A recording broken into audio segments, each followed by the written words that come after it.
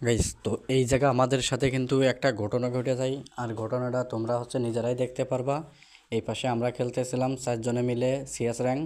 তো সিএস র্যাঙ্কে আমাদের 3 রাউন্ড হওয়ার পরে আর একটা রাউন্ড থাকে। আর এই ম্যাচে আমি কিন্তু এখনও একটা কিলই করিনি। এই ম্যাচে আমার কিন্তু কিল না করলে মান সম্মানটাই চলে যাবে।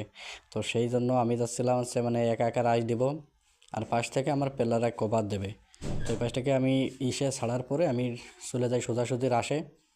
তো রাশে যাওয়ার পরে দেখো আমার সাথে কি হয়। এই পাশে কিন্তু একটা এনিমি ছিল, ওইটারে মারতে যেয়ে না মেরে উপর দিয়ে যাব। তো সর্বপ্রথম আমরা এই জায়গা থেকে শুরু করে এই জায়গায় ঘরের মধ্যে একটা এনিমি ছিল, ওইটারে নক করে দিই। নক করার সাথে সাথে কিন্তু আশপাশে দেখে নিই এনিমি আছে কিনা। এনিমি না থাকলে ওইটারে সাথে সাথে দিয়ে দেবো ক্লিয়ার।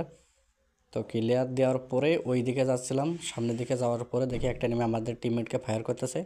তো আমরা কিন্তু ওই পাশ থেকে পিছন আমি কিন্তু পিছন দিয়ে যাচ্ছে, হ্যাঁ পিছন দিয়ে যায় ওইটারে একটা মারে দেবো, হেডশট মারবো।